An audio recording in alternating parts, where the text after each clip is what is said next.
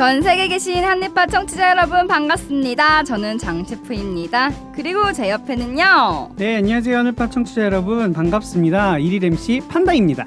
와, 판다님 누구시죠? 이렇게 깜짝 출연해주시더니 우리 매덕이는 어디 간 거예요? 매덕님이 좀 오늘 못 오시게 됐어요. 그래서 제가 오늘은 함께하게 되었고요. 저는 쭉 그림 설명해주는 교회 누나와 함께 작업을 해왔던 하늘팟의 일원으로서 열심히 편집의 업무를 담당하던 사람입니다. 네, 그럼 판다님 오늘 1일 MC도 같이 하게 되었는데 혹시 오늘 무슨 날인지 아세요? 오늘은 직장인들에게 정말 없어서는 안 될 아주 소중한 날이죠. 빨간 날인 개천절입니다. 네, 맞습니다. 오늘은 대한민국의 국경일 중에 하나인 하늘이 열린 날이라고 하는 개천절인데요. 우리에게는 이 개천절이 좀 특별하긴 해요. 이게 개천절이라고 해서 국경일로 지정되기 이전에도 우리 한민족은 10월에 하늘에 제사를 올렸다고 하거든요. 그래서 10월에는 이 상달, 10월을 상달이라고도 부르기도 해요. 근데 이 이름은 그해 햇 곡식, 즉 처음 익은 열매인 셈인데 이 곡식을 신에게 올리기 가장 좋은 달이라 해가지고 붙여줬다고 하더라고요. 네, 그래서 제가 오늘 또 리서치 전문 우리 매덕님을 대신해서 온 김에 한번 같이 찾아보고 왔어요. 이 제천 행사는 하늘 앞에 내 자신을 돌아보고 홍익인간 이화세계라는 고조선의 시조 단군의 뜻을 다시 한번 되새겨보는 그 제천 의식이 주된 핵심 내용이라고 합니다. 아, 홍익인간이라 우리나라에서는 홍익인간이라는 게 굉장히 널리 퍼져 있고 좀 유명한 그렇죠? 단어잖아요. 네. 근데 이게 널리 인간을 이롭게 하라 이런 뜻으로 맞습니다. 제가 알고 있는데 네. 이화세계는 좀 처음 들어보는 것 같은데 무슨 저도 뜻이에요? 홍익인간이라는 것만 늘 익숙하고 당연히 알고 있는 내용이잖아요. 이화세계라는 뜻을 한번 찾아봤더니 이화세계란 이치로서 세상을 다스린다라는 뜻이라고 합니다. 근데 제가 조사를 하다 보니까 되게 흥미로운 사실이 하나가 있었어요. 네. 이게 각각을 떼어놓고 이야기할 게 아니라 홍익인간과 이화세계라는 두 단어를 하나로 해서 이 전체를 하나의 의미로 보면 의미가 되게 달라진다고 해요. 그래서 세상의 모든 만물을 널리 이롭게 하는 자연의 순리와 이치대로 살아가는 그러한 세계를 만드는 참된 사람이 되라라는 뜻이 되기도 한다고 합니다. 약간 어떤 느낌이냐면 자연스럽다. 자연스럽게 자연과 하나 되어 이런 느낌이 좀 들기도 하는데요. 이 얘기를 들으니까 왠지 그 창세기 말씀이 떠오르는 것 같아요. 창세기 1장 26절에 보면은 하나님께서 사람을 만드시고 생육, 번성을 하시고 또 모든 만물을 다스리라고 말씀을 하시잖아요. 네. 저는 솔직히 여기서 다스리라고 하신 부분을 보면서 왜 사람을 만물의 영장이다라고 표현하기도 하잖아요. 네. 그래서 왠지 막 마음대로 부리고 그런 생각을 했었거든요. 저도 사실 그런 줄 알았어요. 저도 사실 이제 그 성경 구절을 보면서 사람의 만물의 영장이다라는 표현도 있고 하니까 하나님께서 다스려라라고 하니까 약간 그럼 인간이 짱인가? 다스리면 되나? 약간 이런 느낌이었는데 네. 홍익인간이랑 이화세계 요거를 합쳐서 뜻을 풀어주는 글을 읽고 보니까 하나님께서 바라셨던 그 진정한 의미의 다스림이란 게 사람의 생각이나 어떤 하나님의 뜻이 아닌 그런 생각으로 다스리는 것이 아니라 참 하나님의 이치대로 다스리는 그것이 바로 참된 다스림이 아닌가 하는 생각을 한번 해보게 되었습니다. 네, 우리 이제 한입파 청취자분들도 이걸 들으시면서 이런 의미가 있었구나 성경적으로도 한 번 더 생각해 보셨으면 좋겠고요. 네. 근데 우리 오늘 개천절 얘기하고 있었잖아요. 네. 판단이 혹시 개천절 노래가 있는 거 알고 계셨어요? 자료 조사를 하다 보니까 개천절 노래라는 게 나오더라고요. 그래가지고 제가 한번 들어봤는데 네. 이 개천절 노래에 보면 네. 우리가 물이라면 샘이 있고 우리가 나무라면 뿌리가 있다라는 가사로 이 노래가 시작을 해요. 물이 샘으로부터 솟아나고 또 나무에 뿌리가 있듯이 우리에게도 어떤 근원이 있다는 거잖아요. 그렇죠. 물론 보이진 않을 수 있지만 좁은 의미에서는 우리 조상인들 될 수도 있는 거고요. 그리고 우리는 또 하늘팟을 한 또 우리는 신앙을 하는 사람들이잖아요. 네. 그래서 기독교의 근원, 종교의 근원 이건 무엇일까 좀 궁금해졌거든요. 우리 게스트를 모시고 더 이야기를 나눠볼까 하는데요. 우리 판다님께서 소개해 주시죠. 네, 미술사를 전공하신 신천지 예수교회 분녀에서 열심히 신앙을 하시는 그분 그림 설명해주는 교회 누나 바로 그 티나 도슨트 티나님을 소개합니다. 반갑습니다. 안녕하세요. 안녕하세요 티나님. 너무 네. 오랜만이에요. 네, 안녕하세요. 처음 뵙겠습니다. 네. 이 처음 뵙겠습니다의 의미는 녹음실에서 처음 뵙겠습니다. 네. 그렇죠. 네. 네. 새로운 모습 너무 네, 어때요? 저희 둘이 이렇게 하는 거 보고 계셨는데 흐뭇한 미소를 짓고 계시더라고요. 흐뭇한 미소가 아니라 약간 야 이거 괜찮겠나? 아니에요. 아니. 판다님의 늘 약간 다른 모습을 봐왔는데 새로운 모습을 보면서 즐거워하시면 새로운 모습인 것 같아요. 네, 네, 티나님 근데 오랜만에 봤잖아요. 그때 네. 어떻게 지내셨어요? 덕분에 좀 쉬고 빡빡한 일정들이 좀 이렇게 편하게 잘 지내고 있었는데 되게 오래 쉴 줄 알았거든요. 그래도 한 달 이상은 좀 안 불러주시지 않을까 했는데 또 바로 불러주셔가지고 진짜 빡빡한 일정으로 나왔습니다. 오늘 급하게도 이렇게 모셨는데 나와주셔가지고 너무 감사드리고 아니에요. 그래도 급하게 모시고 방송하느라 원래 이 나군님과 매덕님이 못 나오시고 1일 MC 우리 판다님이 나오신 거거든요. 듣는 분들도 양해를 부탁드리겠습니다. 네. 죄송합니다 여러분. 네. 그리고 혹시 티나님 네. 안 나오신 동안 댓글이 진짜 많이 올라왔어요. 다 보셨죠? 그럼요. 아 매일매일 역시 계속 넘기면서 보다가 힘들어가지고 다 캡처해놓고 캡처까지 해놨어요? 와. 여러분 들으셨죠? 이렇게 저희 티나님이 댓글 하나하나에 관심을 갖고 이렇게 지켜보고 계시다는 점 여러분 잘 아셨죠? 그래서 제가 잠깐 장 셰프의 너나연을 준비했습니다. 아 진짜요? 와. 네. 복중의 대복님의 댓글입니다. 티나 헤어라는 사진을 올려주셨어요. 그리고 티나님께 헌정합니다. 어디 가지 마세요. 그리고 이어서 현숙한 여인 311님이 리댓글을 달아주셨어요. 흐흐흐 맞아요. 가지 마세요. 그랬는데 거기에 또 리댓글로 여기다 제목을 붙여보겠습니다. 티나 헤어라고 했죠? 붙여서 지지 마세요. 이게 혹시 무슨 뜻일까요? 헤어지지 마세요. 티나 헤어지지 마세요. 하늘 팥이랑 이런 거거든요. 이 정도로. 청취자분들의 이 간절함이 참 묻어나네요. 너무 영광이고요. 전 사실 이런 댓글을 볼 그런 자격이 좀 안 되는 것 같아요. 자꾸 올라가지고 좀 그래요. 이 캡처 사진 저한테만 있는 거 아니고 티나님 핸드폰에 아마 있을 거예요. 네. 까먹을까봐 캡처했습니다. 정말 그렇게 하늘팥 애청자분들이 많이 좋아해 주시니까 앞으로도 자주 나와주셨으면 좋겠고요. 그럼 오늘 티나님과 함께 그림 설명해주는 교회 누나 더 앙코를 시작하도록 하겠습니다.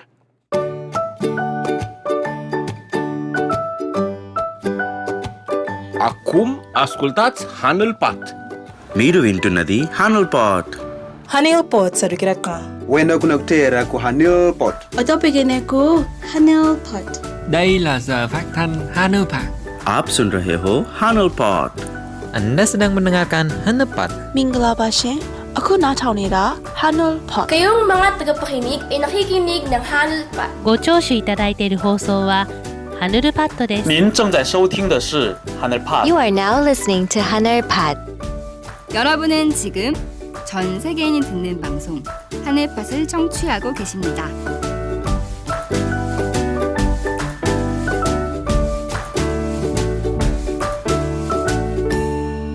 네, 티나님 그럼 우리 오늘 어떤 얘기를 해볼 건가요? 앞에 저희 개천절의 근원의 뜻을 좀 알아본 것처럼 기독교의 근원은 무엇일까라는 생각이 좀 잠깐 들었어요. 그래서 기독교의 근원은 사실 다른 거 없고 저희 하나님밖에 없잖아요. 이 하나님을 사실은 만나거나 뭐 직접 물어보거나 이럴 순 없어도 하나님을 간절히 찾는 자에게 나타나신다고도 하셨고 하나님은 곧 말씀이라고도 하셨기 때문에 결국은 이 요한복음 1장 1절에 나와 있는 하나님은 곧 말씀이다. 이거 하나만 깨달아도 엄청난 걸 깨닫는 것 같아요. 그래서 이 말씀은 결국 성경책에 담겨 있는 거니까 오늘은 이 성경에 기록된 이야기들을 보고 또 이 이야기와 나는 무슨 상관이 있는지 그런 것들 한번 생각해보는 시간이 되었으면 좋겠습니다. 왠지 오늘 또 재밌을 것 같은 생각이 벌써부터 드는데 엄청 기대가 됩니다. 네, 그래서 오늘 첫 번째로 볼 그림은 어떤 걸까요? 네. 이번에는 제가 조금 동화 속에 나오는 그림처럼 좋아했던 그림이 하나 있어요. 피터르 브리헐이라는 작가입니다. 누구요? 이름이 나 너무 웃었어. 뭐라고요? 피터르 브리얼 아닙니까? 맞잖아. 뭐라고 써야 된다면서. 그래서 피터르 브리헐 누구죠? 아, 네. 피터 브리얼은 네덜란드 작가예요. 네. 사실상 종교화를 그리긴 했지만 원래는 농민 화가라고도 유명하다고 합니다. 그래서 북유럽 플랑드르 지방에서 16세기 활동한 대표적인 화가이에요. 근데 그 출생이나 성장 과정에 대해서는 정확히 알려진 바가 없기 때문에 사실 정확하게 알려드릴 건 없을 것 같고 대표적으로 농민 화가, 농민 브리얼이라고 불렀다라고 보시면 될 것 같아요. 왜 제가 이 작가를 골랐냐면 사실 바벨탑이라는 거를 머릿속에 상상을 해본 적은 없었거든요. 근데 이 작가가 그걸 그렸더라고요. 그래서 그게 되게 감명 깊었어요. 그 학과 수업 시간에 바벨탑이 저렇게 생길 수도 있겠구나라는 생각이 들어서 이제 재밌었는데 찾아보니까 농민 쪽 말고도 종교화도 많이 그렸다라고 해요.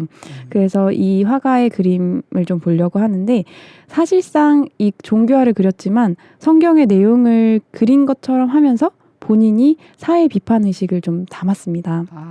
그래서 그 대표적인 그림이 오늘 볼 첫 번째 그림인 바벨탑입니다. 네. 그 방금 성경의 내용을 그린 것처럼 하면서 그 안에 사회 비판적인 그 의식을 담아서 그렸다라고 하셨잖아요. 네네. 그러면 이 브리얼이라는 작가가 살던 시대는 어떤 시대죠? 16세기면은 그때 우리 르네상스라고 배웠던 것 같은데, 그죠? 네, 15, 16세기 르네상스 후기인데 바벨탑을 그렸을 당시에는 네덜란드가 스페인 식민지하에 있었고요. 굉장한 과도한 세금 징수와 잔인한 학살이 자행되고 있었다고 합니다.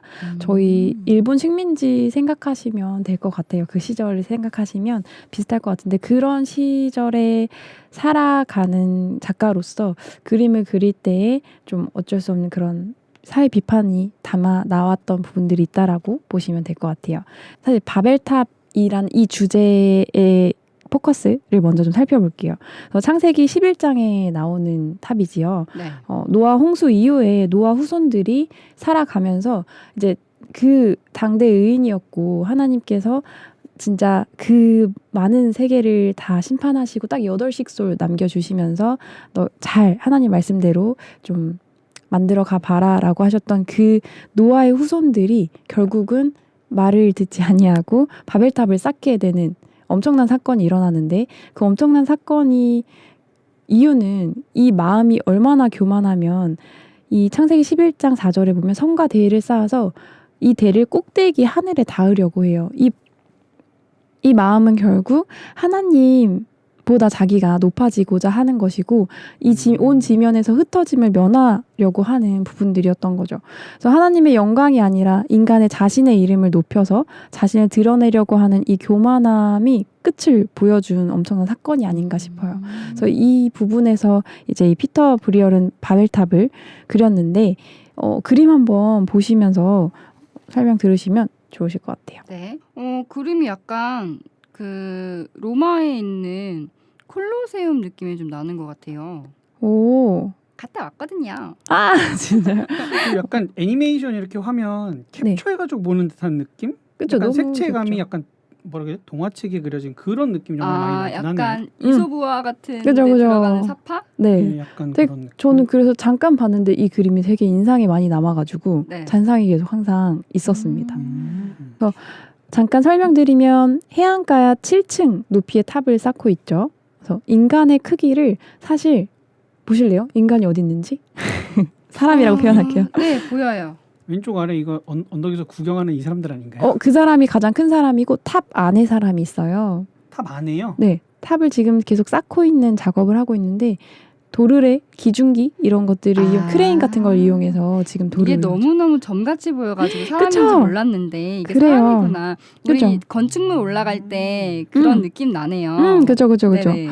사람의 크기를 생각하면 이 건축물이 얼마나 클지 조금 상상이 되실 것 같아요. 진짜 큰 거거든요. 그렇죠. 한 사람이 뭐 저처럼 작아봐야 150이니까요. 왜요? 정말 갑자기.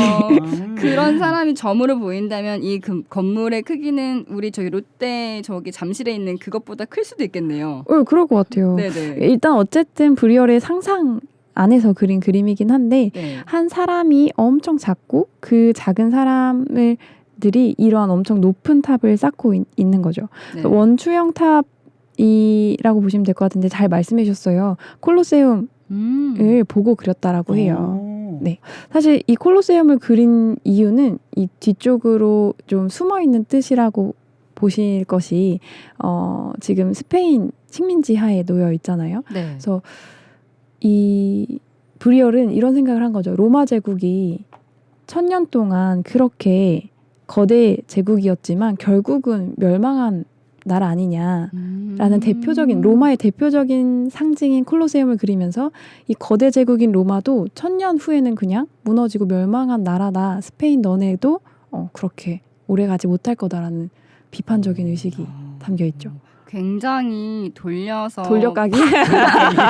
여러분 뭐 까기라니 이렇게 돌려서 이렇게 팍 해요. 네. 굉장히 머리가 좋으셨네요. 그런 비유적인 풍자적인 표현을 쓴 걸 보니까. 그래서 이 탑을 자세히 보시면 다 쌓아지지도 않았는데 무너지려고 해요. 기울어져 저는 있죠. 처음에 대충 봤을 때는요. 네. 이게 쌓는 중이어서 그런 줄 알았는데 네. 지금 보니까 그 피사의 사탑 이렇게 무너지는 느낌처럼 약간 네네네. 옆으로 쏠려 있는 느낌이 네. 있는 것 같아요. 맞아요. 그리고 아까 저희 판다님이 잘 봐주셨는데 왼쪽 하단에 사람들이 있잖아요. 네. 여기에 지금 절을 하고 있고 절을 받고 있는 왕 같은 사람이 있어요. 네네. 이 왕 같은 사람은 아마 이 탑을 지으라고 했던 권력자라고 보시면 될 것 같고 그만큼 권력이 크기 때문에 사람들보다 좀 더 크게 비유를 해서 그렸다라고 보시면 될 것 같습니다. 이 그림에 좀 약간 포커스를 주고 싶어서 여기 사람들 좀 크게 그렸나 봐요. 권력과 무너지는 콜로세움 같은 거에 연관성을 주기 위해서. 맞아요. 이제 계속 나오죠? 맞아요. 네. 결국에는 진짜 이 교만하거나 탐욕스러운 거는 무너지게 마련이다라는 생각이 어느 시대나 동일한 것 같아요. 그러니까요. 뭐 나라를 정복하고 자기 나라를 더 넓히고자 탐욕스러운 것과 그만큼 자기네들은 언제나 무너지지 않을 거라는 그런 모든 생각들의 교만과 오만함이 결국은 끝에는 좋지 않은 결과를 가져올 거다라는 것을 은연중에 경고하고 있다라고 보시면 될 것 같습니다. 네, 티나님 그 바벨탑 설명 들으면서 저는 떠오른 게 세력이 크고 그리고 무너져가는 그리고 교만과 또 욕심 그런 것들이 되게 합쳐져 있는 한국 기독교의 현 시대의 모습이 조금 보이지 않았나 생각이 들었어요. 네네. 처음 진짜 신앙의 시작은 하나님을 우러러 보면서 시작했겠지만 지금은 세습이라던가 또 횡령이라던가 자기 이익을 추구하는 신앙 세계가 너무 팽배해졌고 그것 때문에 사람들이 교회를 안 나가는 좀 시대가 만연하잖아요. 네. 그렇게 기독교 세계가 무너져가는 게 이 바벨탑이 무너져가는 그 모습처럼 좀 보이지 않나 그런 생각이 좀 드는 것 같아요. 이제 실제로도 목사님들 중에 내 말이 곧 하나님의 뜻이다 이렇게 말씀하시는 분들 굉장히 많거든요. 요즘에는. 그게 완전 바벨 아닌가요, 진짜? 그거 자체가 정말 바벨인 것 같아요. 내 뜻이 곧 하나님의 뜻이다라고 그렇게까지 자신 있게 말할 수 있는 목사님들은 대단하신 것 같아요. 정말 후환이 자신감 두렵지 대단한데요. 않으십니까? 자신감 대단하시다. 진짜 자신감이라기보다는 그게 자만이고 교만이고 욕심이기 때문에 거기 성도 자꾸 나가는 거고 그게 진짜 실제 건물이 무너지는 건 아니지만 교회의 세계가 그렇게 무너져가는 건 아닌가 그런 생각이 드는 것 같습니다. 네, 그리고 이 브리얼이라는 작가가 네. 그 시대 비판 의식을 담았다. 이게 어떻게 보면 말이 되게 어려울 수 있는데 우리 중고등학교 때 배웠던 것들 지금 잠깐 이렇게 떠올려 보시면 기억나실 거예요. 왜 저희 일제 강점기 때 그 시인들이 시 속에 우리나라의 현실을 일제 감정기 안에 들어있던 우리의 현실을 담아서 표현했다 뭐 이런 거 되게 많이 들어보신 기억이 지금 막 이렇게 떠오르실 건데 그거를 생각하시면 이해하기가 더 쉬울 것 같습니다. 그 이육사 시인의 광야라는 시가 맞아요. 있어요. 우와. 거기 보면은 백마를 타고 오는 뭐 이런 식으로 해가지고 그 우리의 그 구원을 바라고 좀 그 약간 네, 우리를 그 일제 강점기 현실에서 이렇게 그냥 구원해 이걸 줄 수 끝내줄 있는 뭐 그런 거에 대한 그런 시가 있는데 저만 몰라요? 네, 이어서 볼 두 번째 그림은 세례 요한의 설교입니다. 좀 다른 작가들이랑 다르게 그렸어요. 보통 세례 요한 같은 경우는 등장인물이 거의 많이 없거든요. 근데 여기 보면은 등장인물이 엄청 많아요. 진짜 많네요. 네. 주인공이 누굴까요? 제일 허름하게 입은 사람일 것 같은데. 예, 그 예전에 방송 때 티나님이 세례요한 항상 그 지팡이 들고 있는 그림 많다고 하셨어요. 근데 그렇게 찾으면 어렵고요. 사람들의 얼굴의 시선이 어디로 가 있는지 찾아야지 누군지 알 수 있어요. 오. 이 사람들이 어디를 바라보고 있는지 얼굴 각도랑 그걸 봐야지 이 사람이 어디 살 수 있어요. 여러분 지금 거듭난 장파고를 보고 계십니다. 아니에요. 세상에. 제가 또 그림은 좀 그래도 이쪽은 좀 그래도 그나마 여러분 그렇지 않습니까? 그러면 여기 네. 큰 나무를 지나서 뒤에 작은 나무에 사람이 2명이 매달려 있는 게 보이거든요. 네네. 그 2명 사이에 이렇게 한 손은 팔을 안쪽으로 접고 한 손을 이렇게 뻗고 오. 있는 이 주황색 옷 입은 사람. 네, 맞아요. 그 이 앞에 사람을 다 있고. 쳐다보고 있는 것 같아요. 오. 약간 숨은 그림 찾기 하는 느낌이에요. 이거. 잘하셨어요. 말. 옛날에 멀리 찾아서 그런가요? 그런 느낌? 네, 맞아요. 원래는 인물이 좀 주인공이 커야 되는데 여기 약간 제 3의 인물처럼 시점이 좀 전지적 작가 시점으로 이렇게 보이는 듯한 느낌인데 네. 그 방금 말씀해주신 그 주황색 옷을 입고 있는 분이 세례 요한이고요. 이 세례 요한이 손을 뻗고 있는 이 손을 따라가면 하늘색 옷을 입고 있는 인물이 그죠? 있습니다. 이거 약간 마리아상 같은 느낌이에요. 띠로리 예수님입니다. 이게 예수님이에요? 네. 아, 이 하늘색 옷 입은 사람이요? 네, 맞습니다. 그렇구나. 그래서 화면 멀리에는 건축물과 도시가 보여요. 네. 그래서 세례 요한이 설교하는 곳이 광야도 아니고 발달한 도시 광장도 사실 아니거든요. 이곳은 스페인의 감시와 박해를 피해서 개신교의 추종자들이 모여서 산에서 지금 전하고 있는 장면을 보고 그렸지만 주제는 세례 요한인 거예요. 굉장히 다중적인 의미가 있네요. 이것도. 그렇죠. 되게 생각할 게 많고 네. 그렇게 좀 뭐지한 생각하는 것도 그들이 모임을 하는 그 장면을 보고 그린 거예요? 그랬다라는 이야기가 있거든요. 그랬을 것 같다라는 거의 추측인 것 같거든요. 왜냐면 제가 그림을 보다 보니까 네. 꼭 우리 여러 명이서 이렇게 모여 있는 사진 같은 거 찍을 때 네. 사진 그죠. 찍는 사람 쳐다보는 사람 한둘씩 꼭 있단 말이에요. 아. 근데 이 그림에도 보니까 지금 쳐다본 사람이 한 명 있어. 네, 지금 그러니까 그림을 바라보고 있는 우리를 향해서 시선을 주고 있는 사람들이 몇몇이 있는 거예요. 네네네. 나무 뒤에 한 명. 꼭 카메라로 찍은 사진인 것 같은 그런 느낌이 나더라고요. 오, 우리 판다님.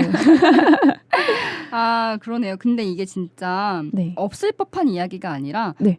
종교적 탄압이 아니고 사회적 탄압이라 하더라도 네. 사실 그에 반하는 모임이 생기게 마련인 거잖아요. 그렇죠. 늘 찬성인 사람만 있는 게 아니기 때문에 그 맞아요. 반대되는 모임 사실 대놓고 할 수 없기 때문에 어딘가 좀 약간 음침한데 좀 먼데 네. 사람들 안 오는데 그런 데서 하게 되는 거고 맞아요. 이 당시에 그런 다중적인 의미를 넣어서 그린 것 같네요. 그래서 사회 비판적이라는 거죠. 네, 원래 세례 요한이 설교를 했으면 유대인들이나 혹시 그 당대 주변 사람들을 모여서 설교를 했어야 되는데 보면요, 자세히 보면 그림 안에 네, 그림 안에 안에 그려진 인물들이 유대인들이 그려졌어야 된다. 네, 그렇죠. 성경적인 근거에 한다면 그래야 되는데 네. 자세히 보시면 귀부인도 있고요, 가난한 농부도 있고, 뭐 무기를 든 아시아 사람도 있고요, 여행자들도 있고요, 뭐 갓을 쓴 약간 베트남 모자 쓴 사람도 그렇죠. 있고요. 저는 아까 궁금했던 그죠? 게 아니 왜 스님 같은 옷을 입고 계신 분이 앉아 있지 이 그쵸, 생각을 그쵸, 했는데 그쵸. 세계 각국에 있는 인종들이 모여 있는 것 같아요. 진짜. 그렇죠. 터번을 두른 터키인도 보이고요. 네네. 16세기에 네덜란드에서 브리얼이 봤던 모든 사람들이 거의 모여 있다라는 이야기가 있습니다. 뭔가 종교를 가지고 본인의 사는 삶에서 적용을 좀 했다라고 해야 될까요? 뭔가 이렇게 간단하게 얘기할 문제는 아닌 것 같고 한두 시간 같이 토론해보고 막 오늘날의 적용점이 무엇일까라는 생각해볼 만한 그림인 것 같아요. 다음 편 예고하시는 건가요? 네? 와우. 아유 진짜. 안 통하네요. 네. 그래서 세례 요한에 대해서 좀 그래도 설명을 한다면 세례 요한은 원래 예수님 오시기 전에 그 예수님이 너무 큰 빛이어서 갑자기 큰 빛이 오면 사람들이 다 눈이 실명될까봐 그런 못 알아볼까봐 작은 빛으로 예수님을 하나하나 비춰주고 이 예수님께 인도하는 굉장한 역할을 했던 선지자였죠. 근데 이 세례 요한이 심지어 예수님께서 세례를 받으러 오니까 왜 당신이 나한테 오십니까? 나는 세례를 줄 수 없습니다 했는데 예수님이 그게 그렇게 해야 된다 하니 또 예수님께 세례를 주고 자기 제자들에게 요한복음 1장에도 세상 죄를 지고 가는 하나님의 어린 양을 보라라고 하면서 많은 사람들한테 예수님을 증거했던 사람이었어요. 그리고 심지어 이런 얘기도 되게 멋있는 것 같은데 그는 흥하여야겠고 나는 쇠하여야 하리라 라는 말을 했거든요. 이거를 그 전에 예수님이 오기 전에는 자기가 모든 사람들이 다 세례 요한만을 바라봤었고 성경 지식이나 모든 것들을 문의를 했을 텐데 그러한 것들을 딱 끊고 이제 내가 아니야. 주인공은 예수님이야. 나는 쇠하고 여기는 흥할 거야 라고 하면서 다들 예수님한테 가라고 알려줄 목자가 어디 있겠어요. 근데 그렇죠. 그 정도로 어떤 지식적으로나 믿음적으로나 이 성경적으로는 되게 대단했던 인물이라는 생각이 좀 들어요. 근데 아쉽게도 옥중에 갇히는 일이 일어나죠. 근데 이 옥중에 갇힌 이유가 종교 때문인가요? 저희 하늘파 애청자라면 이미 성경적 지식이 충분하시기 때문에 아니라는 걸 아시겠지만 네, 그렇구나. 네. 저희 수준이 높은 걸 모르고 스마트한 신앙인 죄송해요. 프로젝트 하늘파. 네. 맞아요. 그러니까 이 옥중에 갇힌 이유도 사실 말하면 안 될 것들 왕의 그런 불륜 관계를 이야기하다가 결국 옥중에 갇히게 됐고 거기서 목이 잘리는 일이 일어난 거잖아요. 참수형을. 네. 근데 좀 전에 설명했던 세례 요한이 사실 순교할 만한 정도의 어떤 믿음이라고 생각이 들었는데 옥중에 갇힌 이유가 어떤 정치적인 발언을 잘못했고 그로 인해 참수된 부분들이었는데 거기서 끝났으면 좋았을 텐데 옥중에 갇혔을 때 또 제자들을 불러서 물어보잖아요. 예수님한테 가서 물어봐라. 오실 그이가 당신입니까? 아니면 우리가 다른 일을 기다리오리까? 라고 물어보는 걸 보면은 세례 요한은 지금 믿음이 그리고 그리스도를 그렇게 열심히 전했는데 갑자기 흔들리고 있다라는 것들을 좀 볼 수가 있습니다. 그래서 이 세례 요한이 어떻게 보면 자기를 다 낮추고 자기 걸 다 버리고 예수님을 증거하고 예수님께 모든 걸 인도했던 엄청난 믿음의 소유자인 목자였는데 후에는 내가 증거했던 저 목자가 진짜 맞나? 내가 잘하고 있나? 다시 오시는 그 예수 구원자가 저 예수가 맞나라고 스스로가 다시 의심하는 일들이 벌어지잖아요. 이렇게 보면 세례요한 약간 그랬을 수 있겠다는 생각이 들어요. 본인이 밖에서 막 이렇게 열심히 막 설파하고 막 이럴 때는 굉장히 자신감 넘치고 그렇게 했다가 사실 정치질을 했잖아요. 그죠? 네. 왕한테 간섭하고 막 이제 막 이러면 되냐 안 되냐 했다가 뭐야 가둬 이래갖고 이제 갇힌 건데 자기 상황이 악화되고 나서 보니까 불안한 거죠. 미래에 대해서. 내가 지금 당장 내일 내 목이 날아갈지도 모르는데 저 사람이 구원자가 아니면 어떡하지? 라는 그런 불안감이 엄습했을 수도 있겠다라는 생각이 들더라고요. 그러니까 세례요한이 이렇게 변질된 거에는 약간 그런 환경적인 영향도 있지 않았을까라는 생각을 해본 적이 있거든요. 그럴 수도 있겠네요. 근데 약간 믿음의 문제인 것 같기도 해요. 환경이 바뀌었고 맞아. 하지만 내가 진짜 예수님을 바로 알았고 그게 목자인 확신이 들었다면 그 마음을 끝까지 지켰어야죠. 그 옥중에서 더 간절했어야 되는데. 아니죠. 정치 발언 자체를 했으면 안 되죠. 오히려 그렇죠. 왕의 일에 간섭해서 감옥에 갇힌 일을 하기보다는 예수님과 함께 하나 되어서 예수님이 그이가 맞다라고 증거를 하고 다녔어야 되는 자기 사명을 온전히 감당을 못했기 때문에 그렇게 된 거죠. 저는 그렇게 그러면 생각하는데. 큰일인데 지금 목사님들 중에 그니까요. 예수님 정치는 더 이상 종교에 간섭하지 마라. 이게 정치와 종교가 분리된다는 얘기는 정치가 종교에게 개입하지 말라는 뜻이다라고 하면서 나는 정치를 할 거다라고 말하시는 목사님들 굉장히 많거든요. 지금 어떤 총회장 어떤 그분이 그러지 않나요? 전 그분? 네, 그건 그러니까 약간 세례요한 생각이 살짝 겹치긴 했어요. 방금 저는 그 분이랑. 네, 그래서 장세프님이 방금 얘기하신 대로면 진짜 지금 그 목사님들은 긴장하셔야 되지 않나라는 생각이 좀 드네요. 그렇죠. 이 세대를 살아감에 있어서 목숨에는 문제가 없을 수 있지만 진짜 그 백보자의 심판이를 하나님 앞에 갔을 때 떳떳할 수 있을까? 이런 생각을 한다면 지금 신앙도 좀 회개하고 성경으로 돌아가서 정말로 참된 목사를 증거, 참된 말씀을 증거해야 되지 않나라는 생각이 이 세례요한 설명을 들으면서 좀 드네요. 지금 오늘 티나님이 준비해 오신 내용 이렇게 흐름을 보니까 네. 약간 아까 바벨론 탑도 그렇고 자기를 드러내는 그런 부패한 모습들 상당히 이게 뭔가 준비해 오신 내용이 지금 근데 뭔가 약간 그 좀 포인트가 있는 것 같지만 자, 한 방 갑니다. 한 방. 네. 다음 그림 빨리 설명해 빨리 다음 주시죠. 그림 가죠. 네, 네. 기대돼요 지금. 네, 오늘 볼 마지막 그림은 소경이 소경을 인도한다. 약간 오늘 그 네. 어떤 느낌이냐면은 진유체하는 느낌이에요. 그렇죠. 약간 그런 느낌 살짝 나는데 네, 뉴스 느낌 나는데. 네. 잽잽하고 이제 스트레이트 네. 들어갑니다. 이 당시 시대랑 지금이랑 약간 뭔가 겹침이 좀 있는 것 지금 같아요. 나와요. 네. 네. 네, 그 그림 한번 봐주시면 맨 앞에서 길을 인도하는 소경이 넘어지자 그를 믿고 따르던 소경도 함께 넘어지고 있어요. 혹시 볼 수 있을까요? 네. 이거 지금 이렇게 누워 있는 소경이 먼저 된 소경인가요? 네, 이미 아. 엎어진 그죠? 뒤로 엎어진 이분이. 구덩이가 오른쪽에 깊게 있는 네. 거 보이십니까? 네, 네. 그죠? 네네네. 구덩이에 이미 한 사람이 자빠져 있고 거기를 따라 들어가는 한 사람과 뒤따라 들어오는 4명이 지금 줄줄이 있는 상황이에요. 이게 소경인 걸 알 수 있는 게 뭐냐면 이 길을 가시다가 맹인들을 보면 지팡이를 들고서 길을 가거든요. 그렇죠. 지팡이를 이렇게 더듬어 가면서 길을 가잖아요. 네. 근데 이 그림에도 보면은 지팡이를 들고 이렇게 사람들이 있는 거 보니까 소경이 맞는 것 같거든요. 맞아요. 굉장히 맹인을 잘 묘사했다라는 이야기도 많아요. 네네. 얼굴을 보면 초점이 안 맞는 거나 이런 부분들이 있어서 맹인을 정말 많이 관찰했고 정말 사실적으로 잘 그렸다라는 네네. 평도 많습니다. 그래서 결국 근데 그 뒤를 따르는 소경들이 앞에 넘어진 소경들을 보지를 못했잖아요. 네. 그러니까 자기가 그렇죠. 넘어질 거를 알아요, 몰라요? 몰라요. 모르죠. 모르고 계속 그냥 졸졸졸 따라가고 있는 거예요. 앞에 인도하니까.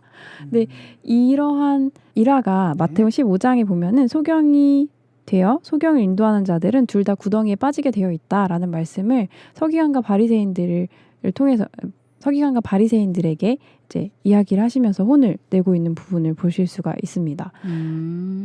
사실 이거는 하나의 비유로 말씀해 주신 것 같아요. 앞을 보지 못하는 자, 깨닫지 못하는 자, 지식이 없는 자가 인도하는 그 길은 안 봐도 비디오잖아요. 너무 전문 용어. 옛날. 네. 그러한 그림을 이제 브리얼도 그렸는데 이거는 그가 사망하기 1년 전에 그린 그림이라고 해요. 그래서 그 돌아가시기 전까지도 이 스페인의 통치로 폭정 아래 놓여 있는 곳에 있었고 수많은 사람이 투옥을 당하고 참수형을 받은 상황이었어요. 그렇다면 사실 그러한 상황에서 사회 비판적으로 이러한 그림을 그렸다면 무엇을 말하고 싶었을까요? 우리의 가는 길이 결국엔 구덩이다. 네. 지금 지휘하고 폭정하는 저 인도자들, 목자들, 치리자들, 그들이 끝은 멸망이다. 그들이 소경이 되어 인도하니까 거기로 인도되는 모든 자들이 결국 구덩이에 다 빠지게 되는 일이 일어나고 있는 거 아니냐라는 그런 사회 비판적인 거를 비유와 풍자를 좀 드러내서 보여주고 있는 것 근데 같습니다. 아까 전에 그 로마에 무너지는 콜로세움 그림도 그렇고 이것도 그렇고 네. 그 끝 결말엔 좋지 않을 거다라는 걸 좀 보여주는 것 같아요. 약간 그런 것 같아요. 이거는 브리얼이 이렇게 그림을 그려놨고 네. 앞에서 인도하는 사람이 잘못하면 그 뒤에 따라가는 사람들도 잘 될 수가 없다라는 얘기인데 네. 거기에 사회 비판 의식을 담았다라는 얘기는 네. 우리 흔히 그런 얘기하잖아요. 정치가들이 저 모양이니까 나라 꼴이 이렇다라는 표현들을 많이 맞아요. 쓰시는데 그런 의미를 담은 것 같아요. 그래서 네, 나라의 수장이 잘 돼야 되는 것도 있는 것 같고 그러니까 치리자들이 좀 잘해라. 그래야 우리도 잘 먹고 잘 살 수 있지 않냐라는 이제 그런 농민 브리얼이니까 농민의 마음을 담지 네. 않았을까 그런 그러고 생각이 들어요. 그 후반에 배치되어 있는 교회가 하나 보이실 거예요. 뒤에요? 높은 건물이요. 그림에? 네네네. 이게 나무 교회예요? 사이에. 네, 높은 첨탑처럼 예, 보이는 예. 게 교회인데 면죄부를 주는 그 카톨릭의 잘못을 꼬집으면서 부패를 상징하고 있는 교회를 보여주면서 이제 맹인 소경을 인도하며 구덩이에 빠진다라는 그림을 함께 그리고 있는 그럼 거예요. 정치란 종교를 한 번에 비판한 그림이네요. 네, 그렇게 보여지는 것 같아요. 왜냐하면 브리얼이 종교화 안에 사회적 비판 의식을 담았기 때문에 사실 종교도 비판을 하고 있고요. 그로 인해 사실 벌어지는 폭정과 이 잔인함이 같이 묻어나일 수밖에 없는 게 정치였던 것, 그 시대의 정치였던 것 같아요.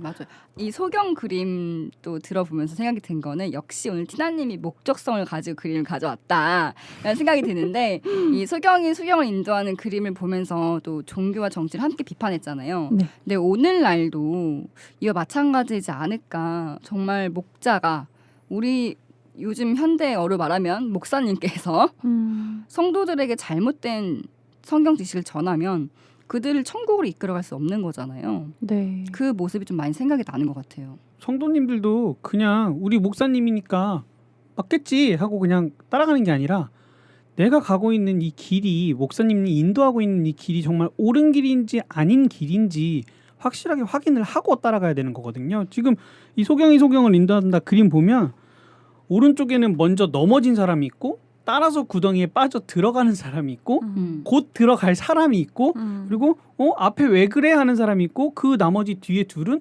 앞에 무슨 일이 있는지 전혀 몰라요. 맞아요. 이 사람들은 자기들 앞에 닥칠 일에 대해서 전혀 무지하기 때문에 굉장히 평온하거든요. 본인들이 굉장히 길을 잘 걸어가고 있다고 생각을 해요. 맞아요. 하지만 잠시 후에 2번이 빠지고 3번, 4번이 빠지고 나면 5, 6번도 결국은 그 구덩이에 같이 빠질 수밖에 없잖아요. 맞아요. 판다님 얘기 들으면서 생각이 난 거는 무지하다는 말씀을 하셨잖아요. 나 무지해서 따라가서 몰랐어라는 말이 만약에 진짜 하나님 앞에 가서라도 그 변명이 통할까? 라는 생각이 들었고 무지함은 변명거리가 되지 않는 것 같고 내가 그 성경에도 이런 말이 있잖아요. 장성한 신학인은 선악을 분별할 수 있고 근데 그런 우리가 솔직히 이 맛을 입맛이 있어서 이거 쓴맛이다 단맛이다 분별할 수 있는 것처럼 기도 말씀을 분별할 수 있도록 되어 있다고 성경에 써 있는데 내가 이 성경의 설교를 듣고 나서도 목사님의 이 설교가 나를 천국으로 데려가는 건지 아닌 건지 그 정도의 지식이 솔직히 성도님들 있을 것 같아요. 근데 안일함과 무지함이 맞겠지라는 그런 생각으로 나태함으로 이어져서 결국엔 그렇게 되는 것도 성도님들에게도 문제가 있다라는 생각이 들긴 하거든요. 그래서 목사님도 분명히 제대로 가르쳐야 되긴 하지만 성도님들도 그냥 나태하고 안일한 신앙을 하지 않고 진짜 이 성경의 이 설교가 나를 천국으로 인도하는 건지 진짜 확인을 하가면서 내 앞에 가는 사람이 진짜 잘 가고 있는 거 맞아? 맞아요. 인생 한 번뿐인데 죽으면 안 되잖아요. 막 그러니까요. 때때 가서. 성경에도 어린아이 같은 신앙이 있고 장성한 자의 신앙이 있잖아요. 네. 근데 그런 어린아이와 같은 신앙이 아니라 정말 우리 모두 장성한 자의 신앙이 됐으면 좋겠습니다. 그래서 어린아이 같은 경우는 결국 우리 애기들처럼 맛있는 거 주면 따라가고 조금만 말 이렇게 유혹하고 하면 다 넘어가는 그러한 신앙 말고 진짜 똑똑하고 분별할 수 있는 그러한 신앙으로 다들 천국에 갈 수 있으면 좋을 것 같습니다. 사실 이 그림을 가져온 이유는 브리얼이 굉장히 동화 속에 나올 법한 그림을 그려서 너무 좋았던 것도 있었지만 진짜 제가 갖고 온 숨은 이유는 이 사회적인 비판을 해왔다는 것들을 약간 포인트로 잡아서 저희도 종교계의 이 현실과 나와의 이 현실을 좀 브리얼처럼 잘 봤으면 좋겠는 거예요. 지금의 현실이 어떤지도 보고 내 자신의 신앙의 수준도 좀 어떤지 봐서 내가 어떤 거를 더 갖춰가야 정말 하나님이 예수님이 인정하시는 신앙이 될까라는 것들을 좀 생각해 보면 좋겠다는 거죠. 그래서 고린도전서 10장에 또 보면은 사실 이 성경은 말세 때에 거울과 경계 삼으라고 하셨잖아요. 그래서 모세 때의 이야기를 들어주시면서 이 거울과 경계 삼으라는 말씀들을 해주셨던 것처럼 우리도 단순히 성경을 보는 것이 아니라 이 성경을 통해서 거울과 경계 삼아서 나를 계속 비춰봐야 될 것 같아요. 오늘은 고춧가루 안 꼈나 눈곱 안 꼈나 이런 거 좀 보시면서 내 마음에 병은 없는지 마음에 치유할 곳은 없는지를 좀 살펴보고 온전한 신앙의 길로 나아갈 수 있는 저희가 됐으면 좋겠습니다. 결국은 이 성경이 나와 어떤 관계인지 네. 이 성경을 통해서 나를 비춰보는 거울과 같은 역할이 될 수 있는 것이 바로 이 성경책이다. 네, 라는 맞아요. 말씀이시군요. 네.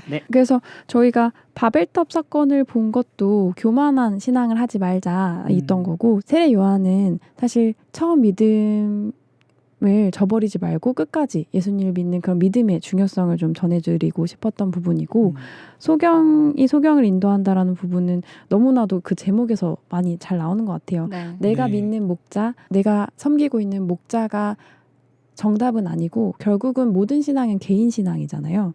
그래서 개인이 사실 쟤 때문에 내가 실족했어. 난 쟤 때문에 교회 안 갈 거야. 라는 거라고 얘기해도 나중에 심판대에 올라서 전 쟤 때문에 안 갔어요. 라고 하면 쟤만 심판받는 게 아니라 본인도 심판대에 오르는 거기 때문에 진짜 누가 나를 실족해 하더라도 그리고 누가 나를 인도할지라도 결국은 모든 선택과 판단과 그 길을 걸어가는 거는 본인의 몫이기 때문에 이 신앙에 있어서는 조금 더 똑똑하게 해나가면 좋겠습니다. 저도 사실 세상에선 되게 엄벙덤벙하고 똑 부러지는 성향이 아닌데 신앙을 통해서 좀 이렇게 하면 안 되겠다는 생각이 들었거든요. 왜냐하면 신앙을 하면서 예배를 드리러 시간도 내야 되고 저희 헌물도 드려야 되고 여러 가지 에너지를 쏟아야 되는데 뭔가 명확한 목적이 있어야 저는 움직일 수 있겠더라고요. 아무 이유 없이 그냥 왔다 갔다 하면 너무 멍청한 것 같아. 너무 약간 막연한 것 같아요. 네. 막연하게 천국 갈 거니까 이렇게 모두들 하니까 헌금하고 예배드리면 되겠지라고. 전 차라리 근데 그렇게 열심히 했는데 천국 못 갈 바에야 세상에서 열심히 놀고 싶은 그런 생각이 더 강했어요. 네. 그래서 진짜 제대로 하고 안 할 거면 하지 말자라는 게 저희 약간 생각이었기 때문에 저는 제대로 하기로 했고 그래서 신천지 와서 열심히 하고 있습니다. 아멘. 네. 네, 티나님 오늘 말씀해주신 그 피터의 브리헐 그림의 얘기를 들으면서 나의 신앙은 어떠한가, 나는 진짜 성경대로 신앙을 하고 있는가, 약간 자기 보기를 하는 시간을 가졌던 것 같습니다. 오늘 이런 시간 준비해 주셔서 감사하고요. 티나님 그럼 오늘 이만 안녕. 안녕히 가세요. 네, 티나님 나와주셔서 감사합니다. 네, 감사합니다.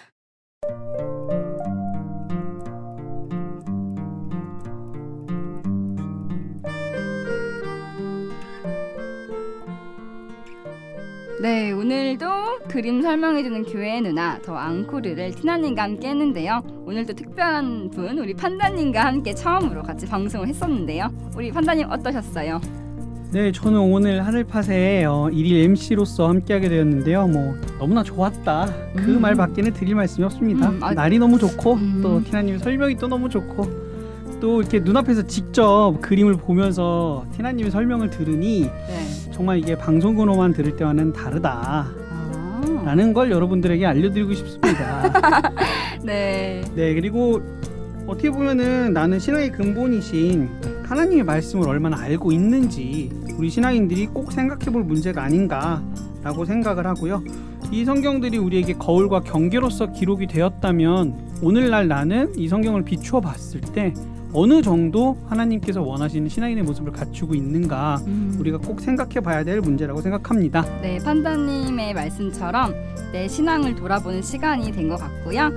오늘 그림 설명해주는 교회 누나 더 앙코르는 여기서 마칠 리가 없겠죠, 그죠? 네. 아니라고 해주세요. 아니에요. 현기증난단 말이에요. 네, 아니죠. 그래서 내일 또 그림 설명해주는 교회 누나가 한 편 더 준비되어 있으니까요. 여러분 어디 딴 데 가지 마시고요.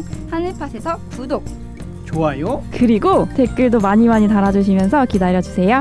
그럼 우리 내일 또 만나요. 안녕.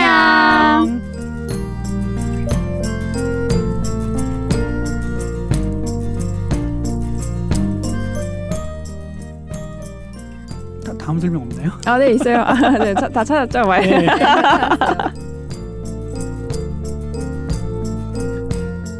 새 작품을 가져오더라도 도움이 뭐래? 네.